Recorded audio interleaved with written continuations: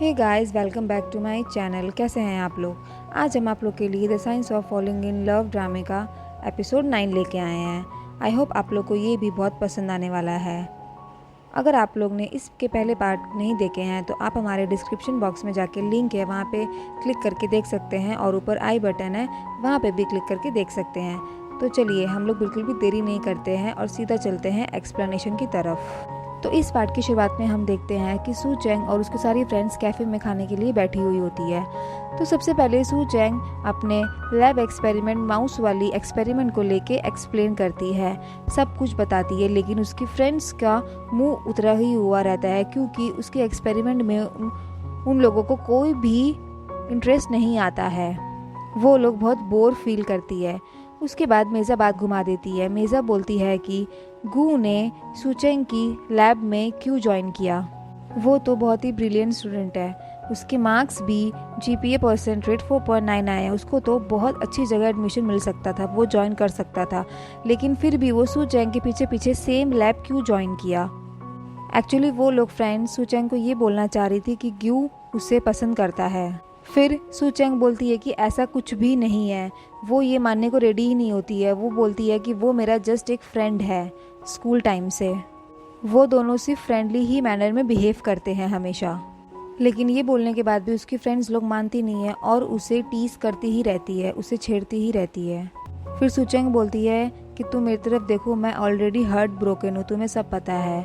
ये सब जानने के बावजूद भी मेरे को ये सब बात करने की ज़रूरत नहीं है। उसके बाद अगले सीन में हम देखते हैं कि वो लोग सब फ्रेंड्स स्ट्रीट क्लब में जाती है। वहाँ पे बहुत लोगों ने बहुत सारी तरीके की स्टॉल लगाई हुई होती है। वहाँ पे सू चैंग के पास गू आ जाता है और वो उसे देख के थोड़ी सी चौंक जाती है। फिर सू चैंग को वही सब याद आता है जो उसकी फ्रेंड्स उसे बोलती है। फिर उसके बाद वो दोनों प्रोफेसर डू के दिए हुए काम के बारे में बात करते हैं। तभी उसके बाद सू चैंग जाने लगती। जैसे ही वो जाती है, पीछे से साइकिल वाला आता है और उसे धक्का लग जाता है। फिर उसे गू बचा लेता है। फिर वहाँ पे थोड़ा सा रोमांटिक सीन क्रिएट हो जाता है और वहीं पे फिर युवा आता है जो ये सीन देख लेता है। उसे थोड़ा सा फिर से ख़राब लगता है। फिर वहाँ से सू चैंग चली जाती है। उसके बाद अगले सीन में हम देखते हैं कि शीशी के पास एक सीनियर आता है। वो अपना एक डिज़ाइन दिखाता है और उसे चेक करने के लिए बोलता है कि ये सही है या गलत। फिर उसके बाद शीशी चेक करके उसको बोलती है कि इसमें क्या चीज़ गलत है और क्या चीज़ सही है। वो उसे करेक्ट करने को कहती है। उसके बाद वो उसे पूछता है कि क्या वो अगले 2 दिन के लिए फ्री है। वो उसको एक्चुअली में डिनर के लिए पूछता है। तभी शीशी उसका जवाब देती है, उसको इंसल्ट कर देती है और उसे बोलती है कि कल तक अगर ये प्रोजेक्ट नहीं हुआ तो वो उसे टीम से बाहर निकाल देगी। फिर उस बेचारे का तो मुंह बन जाता है, वो वहाँ से चला जाता है।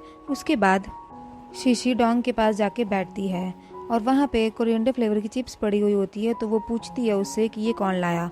तो वो बोलता है कि ये गू लाया है। उसके बाद वहाँ पे गू भी आ जाता है और उन लोगों के साथ बैठ के वो लोग तीनों कॉफ़ी पी रहे होते हैं। फिर वहाँ पे अजीब सा एक ऑकवर्ड मोमेंट होता है।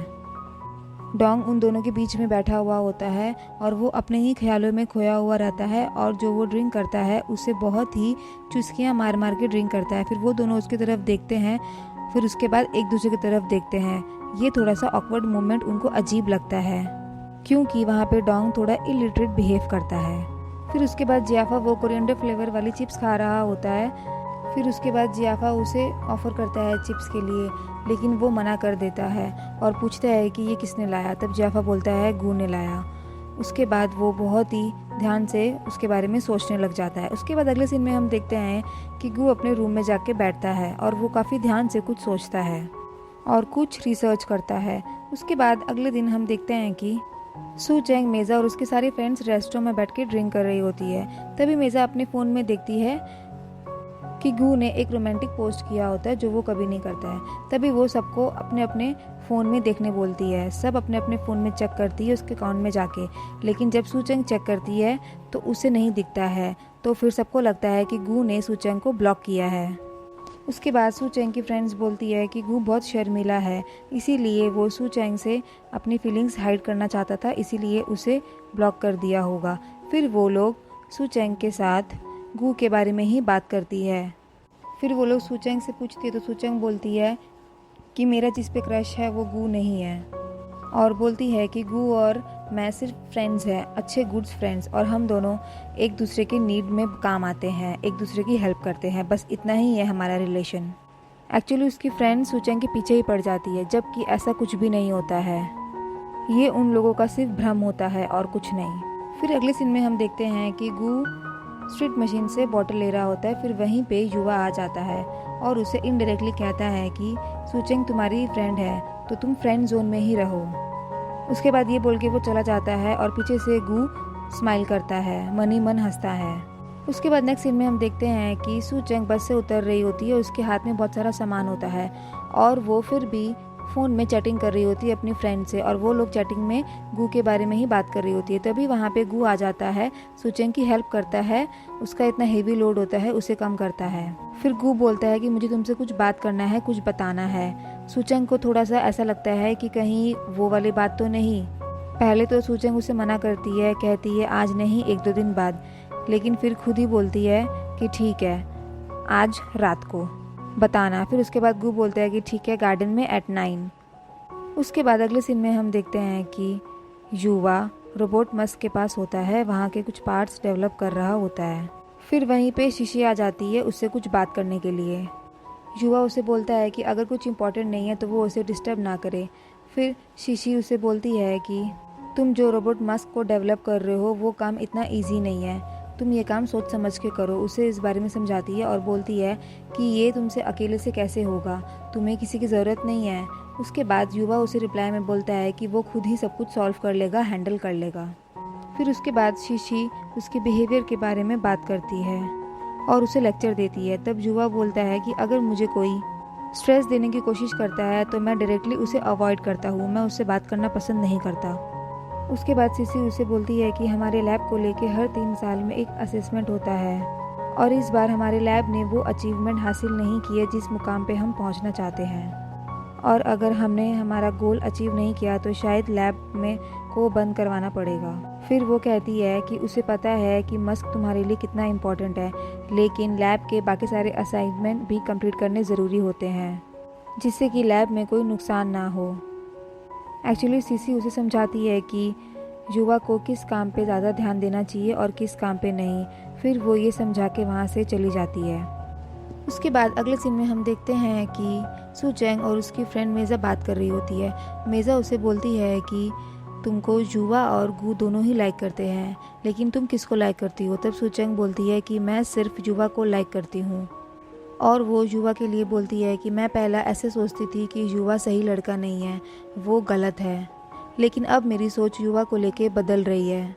मैं जितना गलत समझती थी युवा उतना गलत लड़का भी नहीं है, और इसी के साथ मुझे ऐसा फील होता है कि मुझे उससे सच में बहुत प्यार हो गया है। वो ये फीलिंग्स अपनी फ्रेंड मेज़ा को बताती है, और सूचेंग ये भी बोलती है कि मैं जब भी युवा के सामने अपनी फीलिंग्स रखने की कोशिश करती हूँ वो हमेशा उल्टा मेरा ही मजाक बना देता है, मेरी फीलिंग्स के साथ ही खिलवाड़ करता है, इसीलिए मैं उस पर ट्रस्ट नहीं कर पाती हूँ। वो बिल्कुल भी मेरे फीलिंग्स और इमोशंस की केयर नहीं करता है, और थोड़ी सैड हो जाती है ये बोलते बोलते। उसके बाद मेज़ा बोलती है कोई बात नहीं, युवा को छोड़ो, हम लोग सब हैं ना तुम्हारे साथ। फिर यहाँ पे सीन थोड़ा इमोशनल हो जाता है और वो दोनों फ्रेंड्स हग कर लेती है, बहुत प्यार से गले मिलती है, और मेज़ा बोलती है कि गू की मिसअंडरस्टैंडिंग भी क्लियर कर देना। फिर उसके बाद अगले सीन में हम देखते हैं कि सूचेंग गार्डन में गू से मिलने जाती है, वो उसका वेट कर रही होती है। उसके बाद गू आता है और उसके लिए उसकी फेवरेट ड्रिंक लेके आता है जो उसे बहुत पसंद होती है। उधर जियाफा और उसका फ्रेंड डॉन दोनों ड्रोन यूज़ कर रहे होते हैं। तभी उनके सामने से 2 प्यारी प्यारी लड़कियां गुजरती है और उन लोगों का ध्यान ही पटक जाता है, वो ड्रोन कहाँ चला जाता है उनको पता ही नहीं होता है। जब उन लोगों का ध्यान वापस ड्रोन में आता है तो ड्रोन गायब भी हो जाता है। फिर जियाफा अपने सिस्टम में चेक करता है तो ड्रोन वहाँ पे होता है, और वो लोग देखते हैं कि गार्डन में सूचेंग और गू मिल रहे होते हैं। वो ड्रोन के मदद से उन लोग को देखते हैं।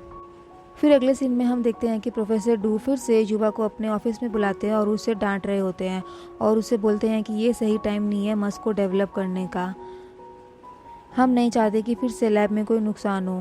प्रोफेसर डू उसे इरिटेट हो जाता है और उसे काफ़ी समझाता है, और बीच में तभी युवा का बार बार फ़ोन बजता है और ये चीज़ प्रोफेसर डू देखते हैं और कहते हैं कि तुम अपना फ़ोन ही रिसीव कर लो। और जब वो देखता है तो वो जियाफा का फ़ोन होता है। वो लोकेशन भेज देता है वो गार्डन की, जहाँ पे सू चैंग और गू मिल रहे होते हैं। उसके बाद वो युवा प्रोफेसर डू से कहता है कि आप जैसा सोच रहे वैसा कुछ भी नहीं होगा, मैं हर एक काम का ध्यान रखूंगा।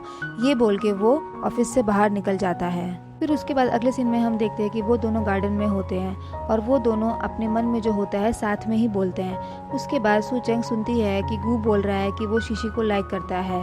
ये सुन के सू चैंग काफ़ी खुश नज़र आती है और उसको मन में शांति मिल जाता है।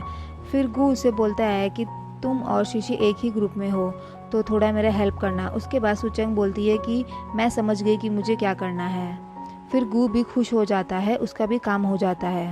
फिर उसके बाद सू चैंग गू से पूछती है कि उसने उसे सोशल मीडिया पे ब्लॉक क्यों किया है। उसके बाद गू बोलता है कि वो मिसअंडरस्टैंडिंग हो गई है, सू चैंग नाम से मेरे एक रिलेटिव का भी फ़ोन में नंबर सेव है, तो गलती से मैंने तुमको ब्लॉक कर दिया। उसके बाद वो उसी के सामने अनब्लॉक करता है। फिर उसको लाइब्रेरी जाना होता है और वो शू चैंग को भी बोलता है कि मैं तुम्हें लिफ्ट दे देता हूँ, लेकिन शू चैंग यहाँ पे बहाने बना देती है। वो बोलती है कि मुझे किसी और से मिलना है, मेरी किसी और के साथ मीटिंग है। तो फिर उसको वो बाय बोल के वहाँ से चला जाता है और सू चैंग उसके जाने के बाद बहुत रिलैक्स फील करती है, उसको मन में शांति मिलता है। उसके बाद वहीं पे युवा आ जाता है और जहाँ पे शू चैंग खड़ी होती है वहाँ पे वो पानी से पूरा भीग जाती है। फिर उसके पास युवा आता है और उसे अपनी जैकेट देता है और वहाँ से उसे ले जाता है। फिर वो लोग रास्ते में साथ में चल रहे होते हैं। फिर वो शू चैंग को बोलता है कि तुम पूरी भीग गई हो, ये लो थोड़ी सी ड्राई हो जाओ। फिर सू चैंग उसे बहुत सारे सवाल करती है। वो उसे पूछती है कि क्यों तुमने उसे शीशे के ग्रुप में भेजा, क्यों वो तुम्हारी केयर कर रहा है, क्यों वो उसको अपनी जैकेट दे रहा है, वो इतना क्यों सोच रहा है, क्यों उस पर पिटी दिखा रहा है इतना। और वो गुस्से से उसकी जैकेट भी नहीं लेना चाहती थी, लेकिन वो ज़बरदस्ती उसको उड़ा देता है। उसके बाद वो लोग एक कैफ़े में जाते हैं साथ में कुछ खाने। वहाँ पे युवा उसके लिए ड्रिंक लेके आता है और उसे पीने बोलता है, लेकिन वो तो बहुत ज़िद्दी थी, वो ड्रिंक नहीं पीती है और बोलती है कि तुमको मेरी इतनी फ़िक्र करने की ज़रूरत नहीं है, माइंड योर ओन बिजनेस। फिर गुस्से से वहाँ से चली जाती है। फिर वो सीधा फ्रिज के पास जाती है और वहाँ से बहुत सारी बॉटल्स निकाल लेती है, कम से कम 10-15, और फिर वो बैठ के बहुत सारी ड्रिंक करती है। और फिर वो ड्रिंक करने के बाद पागल जैसी हरकतें करने लग जाती है। उसके बगल में बैठा है युवा मन ही मन बहुत हंस रहा होता है कि ये कैसे पागल की तरह बिहेव कर रही है, और वहाँ पे आसपास के लोग भी सब उसकी तरफ देखते हैं। उसके बाद सू चैंग इतनी ज़्यादा ड्रिंक कर लेती है कि उसे होश में नहीं रहता है, उसे ये चीज़ पता ही नहीं होता है कि वो घर में है या बाहर। फिर वो लोग बाहर जाते हैं और एक जगह पे बैठते हैं। सू चैंग को बिल्कुल भी होश नहीं रहता है और वो युवा से कहती है कि वो ऑलरेडी घर पे ही है। फिर उसके बाद सू चैंग के मन में जो होता है वो युवा से कहती है। वो बोलती है कि क्या उसे पता है कि पैसे कमाने में कितना हार्ड वर्क करना पड़ता है। वो कहती है कि मेरा सपना था कि मैं अपनी बाईसाइकिल लूँ। उसने उस पैसे को 6 महीने से सेव करके रखा था, लेकिन उसने वो पैसे युवा की जैकेट खरीदने में सारे उड़ा दिए। इसी चीज़ का उसको मन में बहुत दुख होता है और वो ये सारी बातें युवा से शेयर करती है और वो शेयर करते करते बहुत रोती है। युवा कहता है कि तुम रो मत, आई अंडरस्टैंड। लेकिन सू चैंग तो नशे में पागल ही हो जाती है और उसे बोलती रहती है और ये भी बोलती है कि उसकी साइकिल की चेन बार बार निकल के नीचे गिर जाती है, इसीलिए वो बाईसाइकिल लेना चाहती थी। वो इस तरीके से बोलती है कि युवा बेचारा हंसते रहता है मन ही मन में। तो फिर सू चैंग बोलती है कि तुम्हें हंसी आ रही है, मतलब वहाँ पे बहुत सारा फ़नी मोमेंट्स होता है। वो ऐसा बिहेव करती है कि किसी को भी हंसी आ जाए। फिर युवा बोलता है कि तुमने बहुत ड्रंक करके रखा है, हम लोग कल बात करते हैं, लेकिन वो मानती ही नहीं है, वो पूरी नशे में धुत रहती है। युवा उसकी मस्ती भी लेता है, साथ ही साथ उससे परेशान भी हो जाता है और उसे बोलता है कि रो मत। वो बहुत ही पागलों की तरह करने लगती है और उसे बहुत समझाता भी है, लेकिन वो सुनती ही नहीं है। फिर उसके बाद अगले सीन में वो लोग वॉकिंग कर रहे होते हैं रोड पे और वहाँ पे युवा उसके साथ मस्ती करता है धक्का दे के, और सू चैंग भी थोड़ी सी इरिटेट हो जाती है। फिर उसके बाद वो लोग बातें करते हैं। सू चैंग पूछती है कि मेरे अंदर तुमको क्या अच्छा लगता है। उसके बाद युवा उसको एक्सप्लेन करके बोलता है कि सब कुछ, और बोलता है कि तुम्हारा नेचर, तुम्हारा बिहेवियर, रोज़ खुश रहती हो और दूसरों को भी खुश रखती हो, हमेशा हैप्पी मूड में रहती हो। फिर सू चैंग बात ही बात में बोल देती है कि तुम तो मुझे लाइक भी नहीं करते। उसके बाद युवा उसे पकड़ के अपनी तरफ खींच के बोलता है कि किसने कहा तुमसे कि मैं तुम्हें लाइक नहीं करता। उसके बाद वो हंस के शर्मा के वहाँ से भागने लगती है। फिर युवा उसको अपने कंधे पे लटका लेता है और उसके हॉस्टल के सामने तक उसे लाता है। फिर युवा उसे बोलता है कि ऊपर जाओ अपने रूम में, बहुत रात हो चुकी है। उसके बाद सू चैंग तो पागल हुई रहती है। वो बोलती है कि मैं तुम्हारी बात क्यों मानूं, तुम मेरे कौन हो, मैं तुम्हारी बात नहीं सुनूंगी। और उसे बोलती है कि अगर मेरे तुम्हारे ऊपर मेरा क्रश है, इसका मतलब ये नहीं कि मैं तुम्हारी कोई भी बात सुनूंगी। फिर युवा बोलता है कि मैं तुम्हारी फ्रेंड्स को नीचे बुलाता हूँ, वो तुम्हें ऊपर तक ले जाएगी। इस पे भी शूचैंग गुस्सा करने लगती है और बोलती है कि मैं खुद से चल के जा सकती हूँ। फिर उसके बाद वो युवा को हक करती है टेस्ट करने के लिए और कहती है कि ये सब चीज़ का मतलब है हाई ब्लड प्रेशर की वजह से और मेंटल स्ट्रेस की वजह से। इसका मतलब ये नहीं है कि मैं तुमसे प्यार करती हूँ। वो युवा के सामने ये सब कहने को तैयार नहीं होती है और वो लोग फिर से हक करते हैं। तब उन दोनों की हार्ट बीट रेट बहुत ज़्यादा फास्ट हो जाती है। फिर वो दोनों एक दूसरे को देखते ही रहते हैं, एक दूसरे में खो जाते हैं। फिर उसके बाद शू चैंग पीछे हटने लगती है, लेकिन वो उसे अपनी तरफ खींच के किस कर लेता है। यहाँ पे सीन बहुत ही रोमांटिक हो जाता है एट द एंड। और इसी के साथ हमारा ये पार्ट यहाँ पे ख़त्म होता है। अगर आप लोग को हमारा ये वीडियो पसंद आया हो तो आप इसे लाइक कीजिए, शेयर कीजिए और हमारे चैनल को सब्सक्राइब ज़रूर कीजिए। इसके अगले पार्ट का वीडियो हमारे चैनल पे बहुत जल्दी ही अपलोड होगा और वो भी बहुत इंटरेस्टिंग होने वाला है। तो देखने के लिए स्टे कनेक्टेड। तब तक के लिए बाय बाय।